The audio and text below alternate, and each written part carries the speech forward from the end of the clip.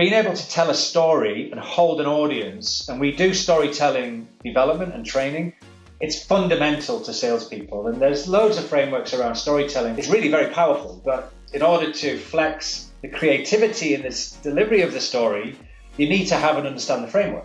Welcome to another episode of the Elite Selling Podcast. We're your hosts, Frankie and Griffin. Today, we've got an awesome guest. We've got Paul Cant.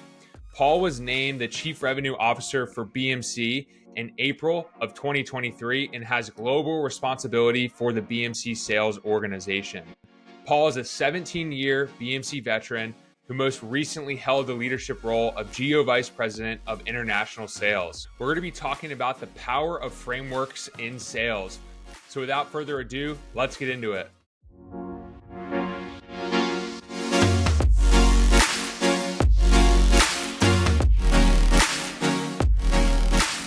Paul, welcome to the Elite Selling Podcast. Thanks for being here. Great to be here. Thanks for having me, Griffin, Frankie. Absolutely. We're excited to get into today's topic of the power of frameworks in sales. But before we get into the topic, we know you recently stepped into the CRO role at BMC. We know that you recently moved from Spain to California. So we know you're a busy man. Why did you decide to agree to sit down with us today? Let's start there. Yeah, I just moved 10 months into the role, so very busy calendar, as you can imagine. But it piqued my interest because I think what you guys are doing is really fantastic. Genuinely, I love professional selling. I like people sharing ideas. And the subject that we're covering, I've been looking at over many years, and I've seen, read, and personally built many and used many different frameworks in all the different sales roles that I've had, from IC all the way up to the role that I've got. And I think that in the next 30 minutes, if anybody gets any value from this, then that's worth it to me in fostering advancement of the sales profession. Generally, that's really why I was interested. I love it. And I know when we were prepping, you share this framework in many of the onboardings and boot camps that you do over at BMC. So thanks for opening up this to the world of selling. So we're excited to dive in. So Paul, give us a little bit more context, if you can, on how you got started and interested in the sales frameworks. Yeah, it's important to get that context, because there's so much content out there on selling. And I have been, over the years, a bit of a student on reading a lot of books on sales and sales leadership. And what became clear, that in pretty much every bit of academia or a book that I've read, there's a framework buried in there somewhere. Now, some books make it really easy for you to find. Obviously, there's some pretty famous ones like Medic out there, which I'm sure we'll talk a little bit later on about. But whether it's really old books, Negotiate This, Getting to Yes, Selling to Veto, some of these types of books, they present the framework very clearly. Others, by the way, you've got to work really hard to kind of distill it down to a framework that is practical and that you can use. So I found it very, very useful to take a collection of these through my career, the ones that resonate to me. Other people may find other frameworks work for them, and then hone the skills around those frameworks ultimately to free up headspace so I can focus on the art of selling rather than the science of selling. So it's something I've been using successfully over the last few years. Yeah, absolutely. I think for our listeners, it might be helpful. You just rattled off some great names of some books that Frankie and I are both fans of as well. But I do think it would be helpful just for our listeners to take a step back and just maybe get an overview. And when you say framework, let's unpack that a little bit. What do you mean when you say framework relative to sales? Yeah, you must be too young to have read Negotiate This, but anyway. All right, yeah. So for me, really having a simple, standard, and proven way of preparing yourself and tackling some of the key challenges that you face as a sales IC or a first-line manager, or a sales leader is absolutely fundamental, because it brings a few things. For me, I've found that it can really help me be efficient, bring a lot of clarity to what I'm talking about to various communities, whether they be customers or internally or people that you're interviewing and so on and so forth. But from a leadership role, it certainly helps you bring scale and impact. So from efficiency, having that frame, you really then have a very efficient way of delivering the message. Okay, and I tend to meet people that have a frame and use a frame, and people that don't, and it's very clear to my ear when somebody's following a frame and getting across the information very efficiently. And I think clarity in our profession is very important. Why are you in your room? What do we want to achieve? How are we going to achieve that? So on and so forth. So frameworks can help in that way as well. For me, scale, depending on the size of the organization that you're running, the patterns that you're looking for of successful execution, encapsulating those patterns and then scaling that to maximize the impact and the benefit is part of the job of what I do. So, certainly I've found that it delivers, the use of frameworks deliver a more controllable, measurable outcome, which ultimately translates to performance and growth for me at any level that I've played at. So that's what I mean by it, and that's the value that I think it's given me over the years. That's great. Yeah, so being able to use it either as an IC, first line leader, second line leader, or all the way at your level as an executive, you can kind of bend and mold these frameworks to get value. So that's awesome. So Paul, share with us, what are some of your favorite specific frameworks? Let's dive into some of the tactics here. Yeah, absolutely. So to make it easy to kind of, the way I think about it is I've blocked it into 4 areas. The first, there's a bunch of frameworks around how you interact with people. And by the way, these are just some of them, Griffin, right? I mean, there's literally, there's hundreds out there that you can pick. My suggestion would be don't have 100, first of all. Good call. First framework right there. Exactly. Get the ones that work for you. These are some of them, but there's people ones. Of course, there's sales excellence ones, and that's probably what most people will be familiar with. Business management, depending on if you're running a business or looking to drive transformation in a business, some good frames that I found useful out there. And then there's personal interest ones or personal development ones that I've found very useful in my career. So I'll step you through in those categories, but please feel free just to jump in with any questions. I'll pause afterwards, if that's okay, Griffin, yeah? No, go for it. So the first one, which is really interesting, I've been using for years, probably for 20 years, is an interview frame. And there'll be some of the people that I hope that view this will recognize this, because I've used it in a number of companies that I've worked in.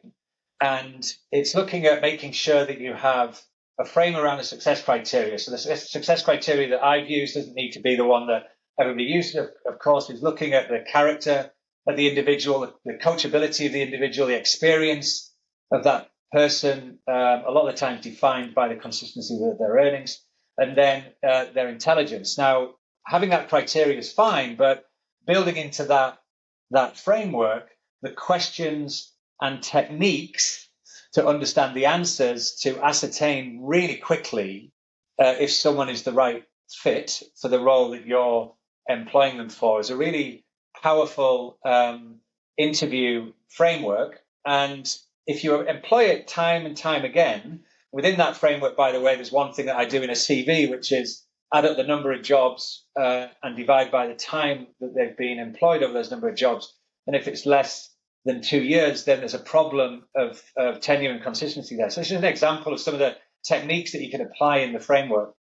And you do that consistently, and you start to, over the years, get 100, 1,000 people that you're interviewing. You really start to see where people really fit with the frame or don't. So that's a good example from a people perspective. One that I really love, and it's part of a series of what used to be called crucial confrontation. Now it's quite old. They've upticked it now. It's called crucial conversations, but it's a great one for escalation management. And it's a book as well, I think.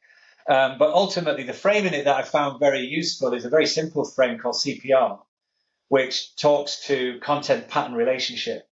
And I find myself using it in many, many different situations. And it's been with me for probably over 20 years now, it's kind of anchored in the fact that if you've got somebody underperforming or somebody not doing something that they should be doing, there's some content aligned around that. They do it once wrongly, and then they continue to deliver something that's not as it should be, not as close to design as it should be, even after they've been developed, and so on and so forth. That's the pattern in the subject area. And the theory behind it is that in most cases, people don't want confrontation to move to a relationship issue. So it's an escalation management framework that used really well that actually works. And, for those of your audience out there that, want to dig it out, it's a very powerful book, and there's also a powerful framework in it. So they're just a couple of people ones. I'll pause there. Any comments or questions? I have a question. So I've read the book Crucial Conversations. Is that the same thing as Crucial Confrontation? Is the same thing? It used to be called. They just made it more PC. Yeah, they made it. I was avoiding saying that, but they made it more. I'll say it. It was crucial. Crucial confrontation. But so you'll remember the CPR framework within that. Yeah, it's really powerful, and it's very easy to use and just very powerful. So, and I mean, you can use that. Yeah, it's in the almost no pun intended. It's in the framework of people conversations, right? Yeah. But you don't need to be a quote unquote sales leader or leader within the organization. You can use it in any scenario. So I love that one. That's a great call out. Exactly. Probably the more traditional area, sales excellence frames. I've picked 3 here, and I've got to keep an eye on the time. But I built a framework for first line managers while being at BMC because it was quite funny how it came about. But that came into one of my first line managers' offices, and he had a sketch on the back of his whiteboard. And there was about 20 things on the whiteboard, all built in a type of architecture, right? And I said, "What's that on the back of the whiteboard?" He said, "It's everything you're asking me to do." So it's like kind of dawned on me that the first line manager job, as we all know, right, is a really difficult role where everything kind of centers in on the first line manager. So together with some of my colleagues at the time, we built what we call the 7 wonders of sales management, and it's a great frame for the 7 things that sales managers need to keep on the table. When everything else drops, you've got to keep these things. These are the non-negotiables. No rocket science in here, but there's a whole piece of work we've done behind that on building standards and frameworks and templates to help people be very efficient about driving the 7 areas, which won't be a surprise to anybody, I think, but business and territory planning, qualification, framework, operating rhythm, which is an interesting one because I see a lot of people that don't have a framework for an operating rhythm, down to a week and a day and a month and a quarter. Pipeline excellence, the very traditional one that we have, and the framework for that. Leadership and coaching, so a framework for how the role of a first line manager is in leadership and coaching. Recruitment, and then development. So those 7 things, interestingly, 4 of them around people, right? And then having the standards around that can really help the first line managers be really efficient. So that's a great one, Griffin, that I've found really very useful. When I was a first line manager, it came about, by the way, because I was failing as a first line manager. And I remember walking into my bosses, or my boss walked into my office and said, "If you don't improve, I'm going to fire you." So I was motivated to improve myself. So I built that kind of concept of that framework from that. No, go ahead. I was just going to say this is very helpful, even if for our listeners that might be sales reps, to understand what the frontline leaders at least should be focused on, so that then they know where to improve their game. They know where they need to focus and spend their time to improve their skill. So of those 7, I know you got a few, deeper stories that you could probably tell around each of those with each of those 7. I'm curious if there's one that you think is most important, or if you think that there's one, especially in today's environment, end of January of 2024, that you think maybe is not focused on enough from frontline managers that should be. That's a difficult one because I guess there was 20 down to 7. There's 7 because of the 7, right? But yeah. where I see more work required is probably in the leadership, coaching, development type areas, because not everybody's a natural coach and developer. And I guess I come from the school of where, to be successful in leadership, you went into enablement, right, and did the coaching and the development and so on and so forth before you would get promoted. So I find that's an area that I tend to spend quite a lot of time on, that area. And then operating rhythm. I can have an A player first manager, fantastic, and then 3-5 months down the line, the operating rhythm is out the window. The tail's wagging the dog. In other words, the account managers are really dictating where the manager goes and so on and so forth. So those two things, Griffin, I would probably as the maybe more difficult ones to call out. Great. A couple of others that just to hit on, I'm not going to go through them because people understand it. Certainly MEDDIC and 3 Whys, and I know it's probably utilized. The problem with MEDDIC, to me, is it's treated way too much sometimes as a tick box rather than as a way of life and a behavior. And so if I see a MEDDIC qualification sheet with ticks above M, E, D, D, and IC, I'm like, the person doesn't understand what MEDDIC is, right? Because you never really fully have all of that.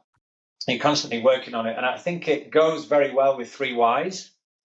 So the 3 Why framework, why anything, why BMC and why now, and put that with MEDDIC, and you get 2 powerful frameworks to use for sales excellence. And then the one that any self-respecting sales leader would have in their library would be spin selling.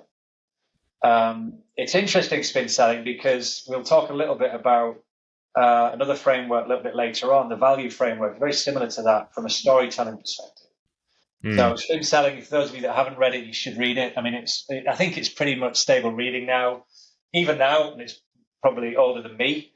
Those are probably the ones that I've got the most benefit from. Neil Rackman, right? Yeah, from a sales excellence perspective. Okay. What's the acronym on SPIN again? I forgot. Situation, problem, the implication of that problem, and then the need payoff. Got it. Okay. So cool. You can see how you can build it into a story, right? As you're talking to a customer. It's I'm curious if you've heard of SciPad before. Yeah, we use that for conversational framework. It's a good framework as well. Like that part of Mandel, we use it in Mandel training. Presentation skills. Yeah, that's also an interesting one. I found it a little bit complicated to remember. I think SPIN is perfect. That's why I bring it up, because SciPab is always. I mean, even to say it's more complicated. So I've not tended to have that as in my pocket at all times, but I know a lot of people use it. Yeah, I'm glad you brought up SPIN, because I think it's one of those that kind of gets thrown under the rug, and it's like MEDDIC, or MEDPIC, whatever it is, whatever you want to call it. But the fact that you're bringing up the story piece and actually like, hey, this is why you should listen in as a customer or a prospect, and here's what you're going to get out of the call, versus the big knock on MEDPIC, if used wrong, is it's more of an internal tool for sellers versus a customer buying journey. But I think the spin selling does a good job of that. Yeah, you're absolutely right. Thank you. Cool. So yeah, keep going.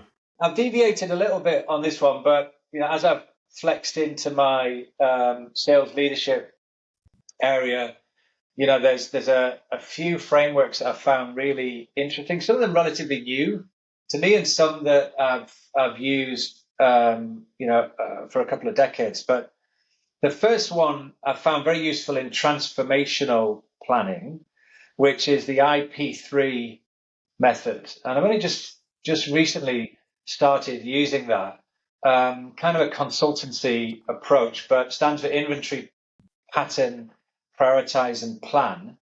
And it is what it says on the tin, basically, that you do an inventory of the assets that you've got, people, process, technologies. You look for patterns, positive patterns, negative patterns against what you want to try and achieve. Obviously, there's probably too much for you to manage, so you've got to prioritize them against the impact that they can have with what you're driving, and then plan. And that at a big scale, when you're dealing a leadership transformational scale is a very useful way to get people behind the process that you're running. Very simple, ultimately.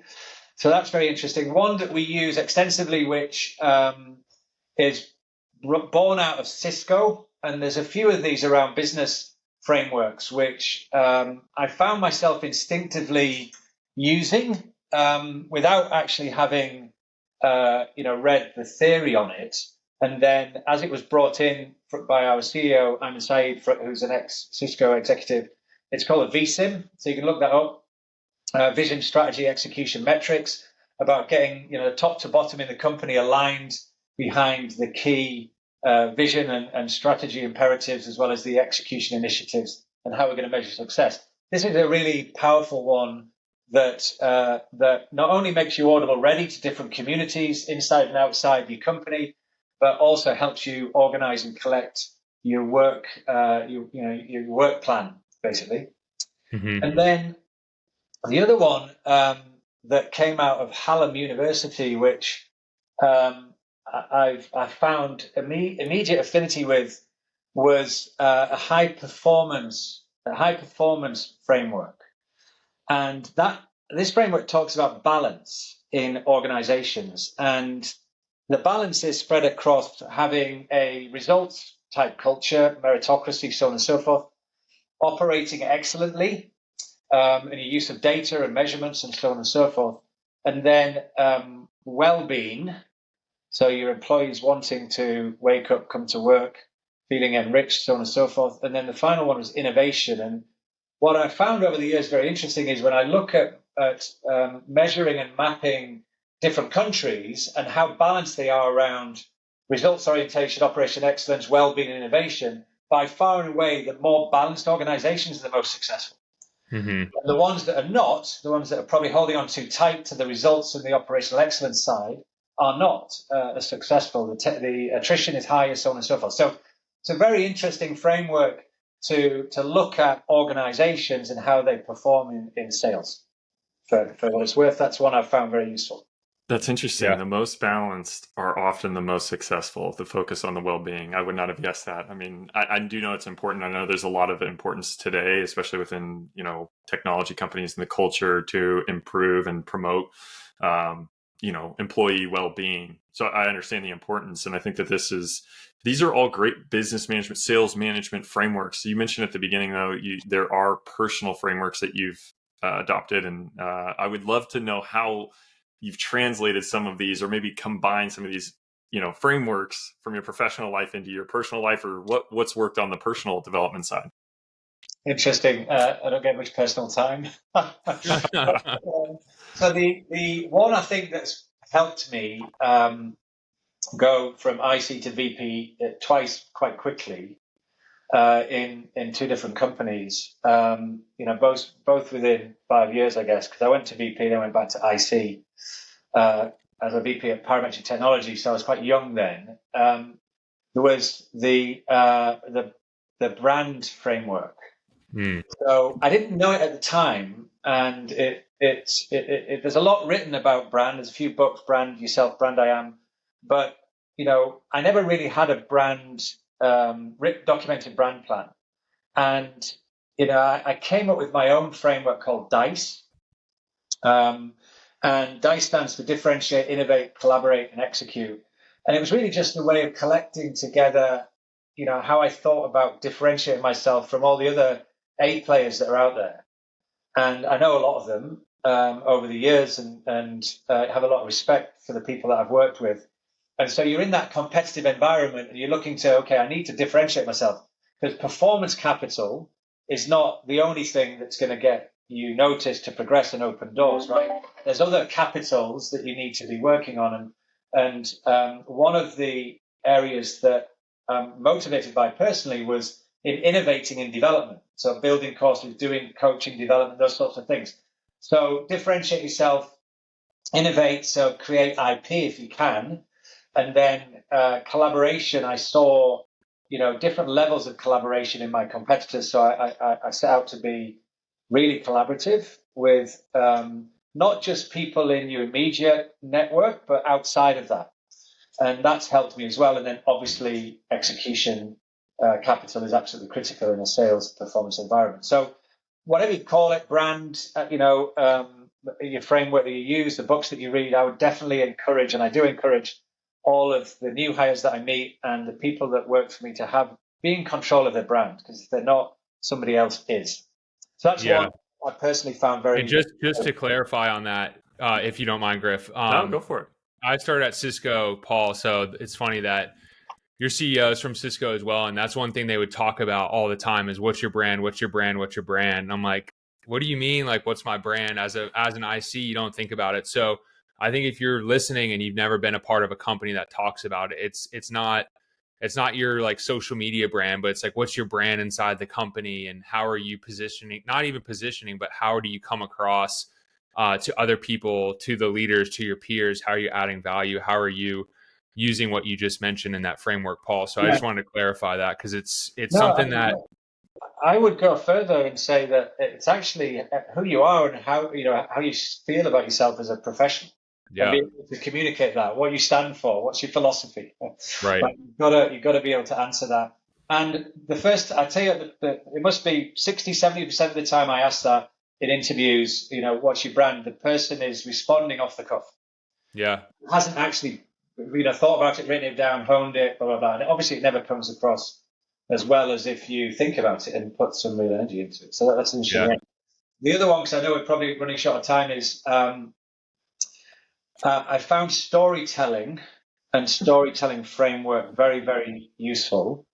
We're conditioned very early, as children around stories. Everybody likes a good story, right? I mean, it's an icebreaker for many different types of environments, whether you're telling a joke or whether you're, telling a story of your past or whether you're telling a sales story, so on and so forth. So being able to tell a story and hold an audience, and we do storytelling development and training, it's fundamental to salespeople. And there's loads of frameworks around storytelling, but I mentioned SPIN before. In a way, that's one. But the value framework we use, which talks about the current state and the negative impact of that current state, the future state and the benefit that the company would get from changing their current state, what capabilities they need to adopt to impact, that future state, and then how we would do it at BMC and how we do it differently, and then a story of somebody that's done it before, and obviously a name drop if you can get it in there.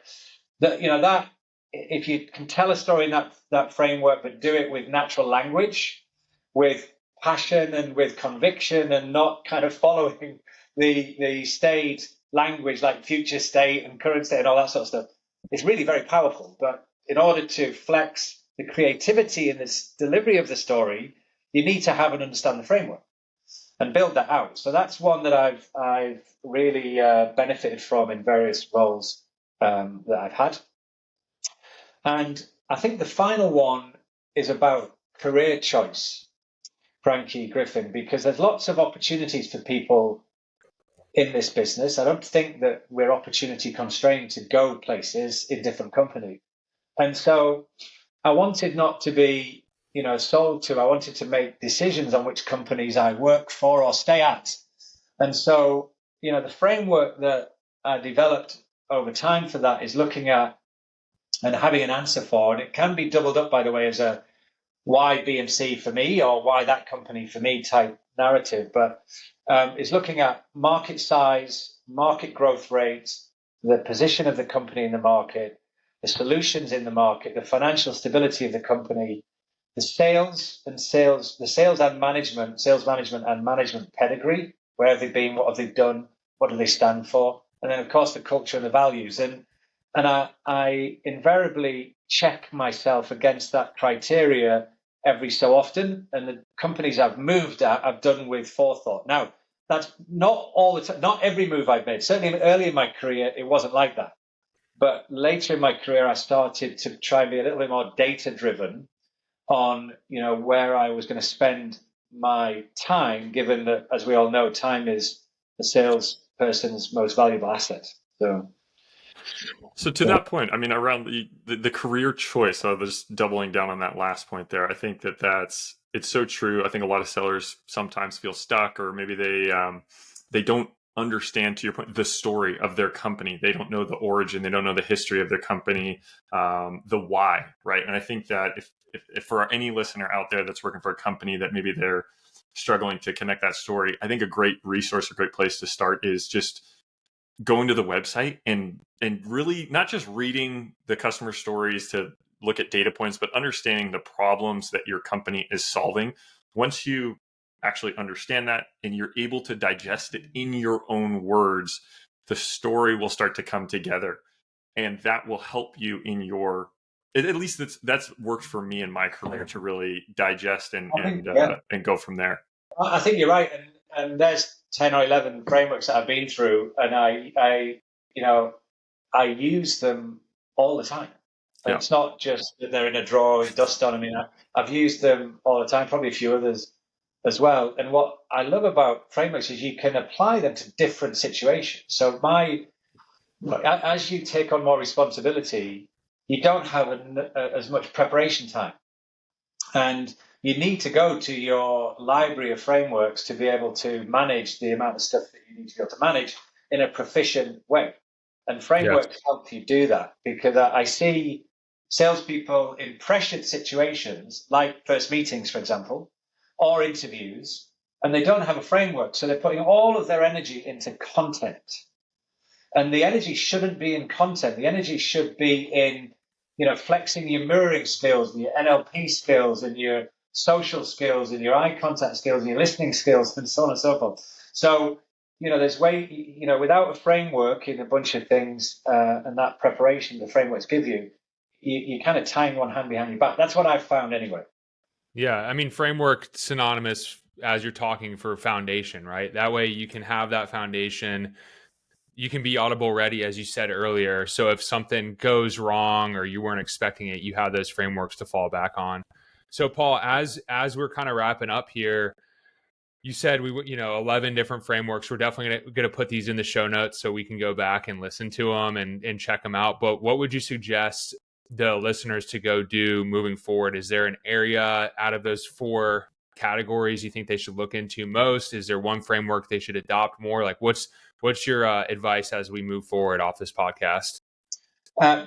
Listen, if some of the frameworks interest people, then obviously dig into them. But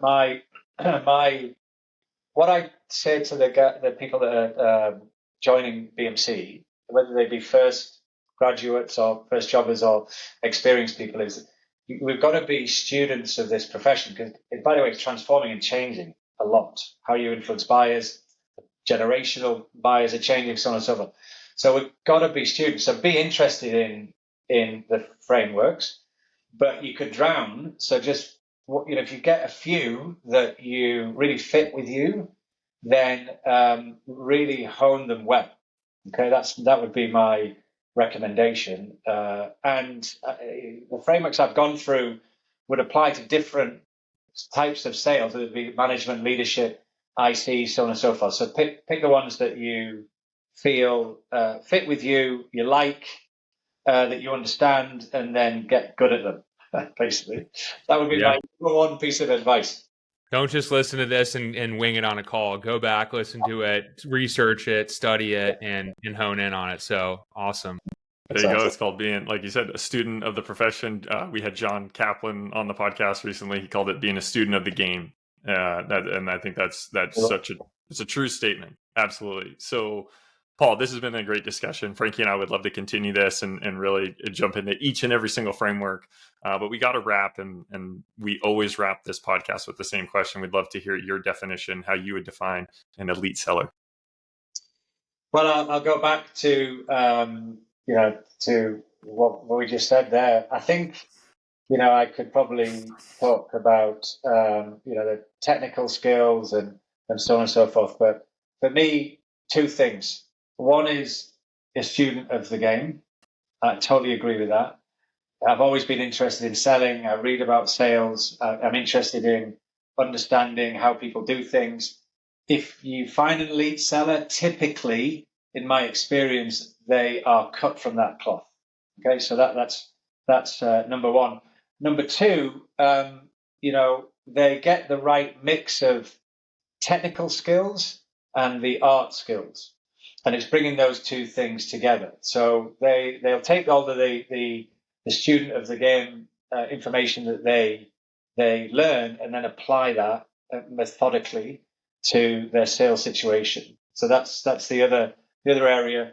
And then probably finally how brave you are, because I think you have to be brave, creative as a salesperson in the modern age. And underneath all of the other things like character and coachability and those characteristics I see as setting people apart as excel in sales, basically. I love it. I think that's the first time, Frankie, we've heard the brave characteristic. That's a good one. Yeah, I like that a lot. I agree. Be willing to do things differently and take risks, and like you said, collaborate and innovate and add value to where you're at. So awesome episode, Paul. Thanks for breaking every framework down. We're gonna have to do like a masterclass on this one, because seriously, you need to. You know what? Here, I'll tell you something better. You need to write a book on this, because it'd be a bestseller. So absolutely. Please do us all a favor and write a book. But Paul, Frankie and I will write the forward. Yeah, exactly. Yes. Awesome. Thank you so much. It's been a pleasure.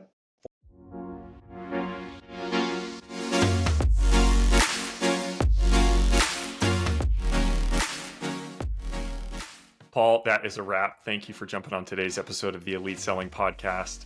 Frankie and I were just talking offline. This was such a great episode for great takeaways for sellers. And there were so many, but I think there's great things in this episode for each and every different type of seller or sales leader.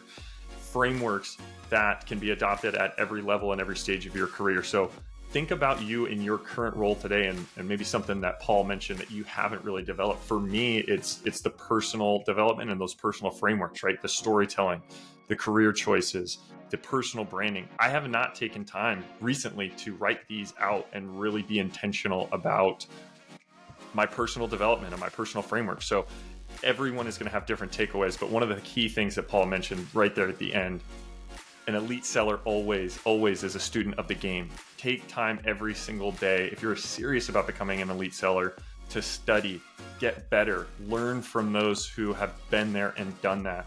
And again, just always strive for greatness. Paul, thank you again for jumping on today's episode. We really appreciate it.